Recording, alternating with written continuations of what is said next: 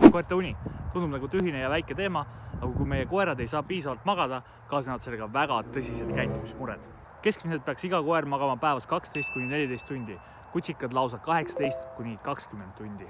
Mis juhtub siis, kui koer ei saa piisavalt magada? Nad muutuvad ärevaks, ebastabiilseks ja närviliseks. Ma arvan, me kõik oleme näinud neid koeri, kes jooksevad aia ees, auguvad iga mööduva objekti peale. Kas see tähendab, et koer on treenimata, kui ta jookseb aias ja augub iga asja peale? Ei. See tähendab seda, et koer ei ole piisavalt saanud oma aju puhata ja ka füüsiliselt liikuda. Ja kui koer ei saa piisavalt puhkust, ta ei õpigi ennast välja lülitama. Iga asi, mis möödub, iga asi, mis tuleb, iga inimene on huvitav ja põnev.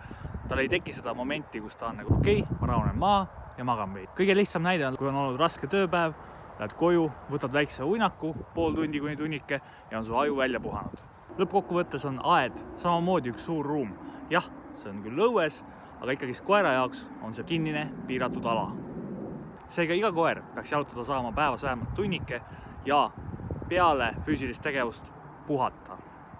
Meie soovitus on alustada varakult puuritreeninguga ja kui su koer tahab aeda minna iga mööduva asja peale aukuda, see ei tähenda, et sa pead andma talle selleks loa. See on okei, kui ta on sul toas, magab rahulikult ja puhkab.